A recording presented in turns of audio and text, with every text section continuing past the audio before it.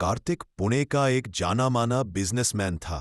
काम के सिलसिले में उसे अक्सर पुणे से सातारा का सफर करना पड़ता था। दिन में सफर आसान रहता, लेकिन उस हफ्ते काम ज्यादा होने की वजह से उसे रात में निकलना पड़ा। रात लगभग 11 बज रहे थे। सड़क सुनसान, चारों तरफ काला अंधेरा, सिर्फ कार की हेडलाइट आगे रास्ता बना रही थी। जैसे ही वह पुरासे के जंगलों वाली पट्टी पर पहुंचा, उसे सड़क किनारे एक लड़की दिखाई दी। 20 से 25 साल की, सलवार कमीज पहने, बाल हवा में उड़ते हुए। वह हाथ उठाकर लिफ्ट मांग रही थी। कार्तिक ने कार रोकी।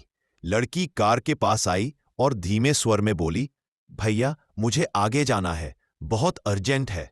कार्तिक ने पूछा, इतनी रात को अकेली यहां क्या कर रही हो, कोई परेशानी है? लड़की बोली, मैं अंकल के घर गई थी, वो मुझे छोड़ने वाले थे, पर अचानक उनकी तबीयत बिगड़ गई और कल मेरे भाई की शादी है, मुझे किसी भी हालत में पहुंचना है। उसकी आवाज में सच्चाई और जल्दबाजी दोनों थी। कार्तिक ने सोचा, बेचारी मुसीबत में है, और उसने उसे कार में बैठा लिया। कुछ किलोमीटर बाद लड़की बोली, भैया यहां रोक दीजिए। कार्तिक ने ब्रेक मारे। उसने बाहर देखा, चारों तरफ घना अंधेरा, न घर, न सड़क की लाइट, न कोई गांव। कार्तिक बोला, ये तो बिल्कुल सुनसान है, तुम्हारा घर कहाँ है, मैं छोड़ देता हूं। लड़की ने हल्की मुस्कान दी, नहीं मैं चली जाऊंगी, आप जाइए। और वह तेजी से अंधेरे में गायब हो गई। कार्तिक को अजीब लगा, लेकिन वह घर पहुंच गया। घर पहुंचकर उसने मां को पूरी बात बताई। मां ने डांटते हुए कहा, रात में किसी को भी लिफ्ट नहीं देते, आजकल जमाना खराब है। कार्तिक ने बात को वहीं छोड़ दिया। अगले दिन कार्तिक अपने बिजनेस पार्टनर्स के साथ मीटिंग में था। बातों बातों में उसने उस लड़की का जिक्र किया। उसके एक दोस्त ने झट से पूछा, कौन सी लड़की, कहां मिली? कार्तिक ने बताया, पुरासे के मोड़ के पास, अकेली खड़ी थी, वही 20-25 साल की। उसका दोस्त कुछ सेकंड चुप रहा, फिर बोला, यार उस जगह पर कुछ साल पहले एक लड़की का एक्सीडेंट हुआ था, वही उम्र, वही हुलिया और वही जगह, वो वहीं मरी थी।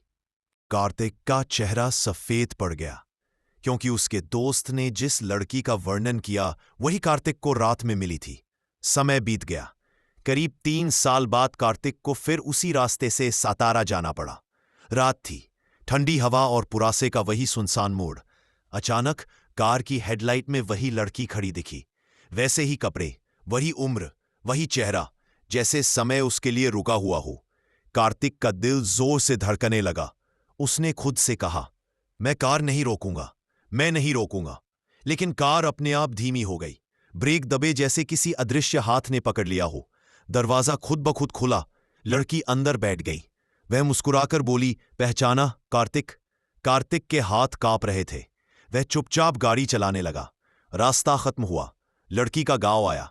वह उतरी और बोली, फिर मिलेंगे, और अंधेरे में गायब हो गई, इस बार पहले से भी तेज। कार्तिक घर पहुंचा, पसीने से लथपथ। एक ही सवाल दिमाग में घूम रहा था, अगर वह भूत है तो उसने मुझे नुकसान क्यों नहीं पहुंचाया? मुझे ही क्यों बार बार दिखती है? क्या उसे मुझसे कुछ कहना है या कुछ चाहिए? हर रात उसके दिमाग में वही दृश्य घूमता, वही चेहरा, वही आवाज, फिर मिलेंगे। और उसके बाद कार्तिक कभी उस रास्ते पर रात में नहीं गया, क्योंकि उसे पता था वह लड़की अभी भी वहीं है, और शायद किसी दिन वह उससे फिर मिलने आएगी।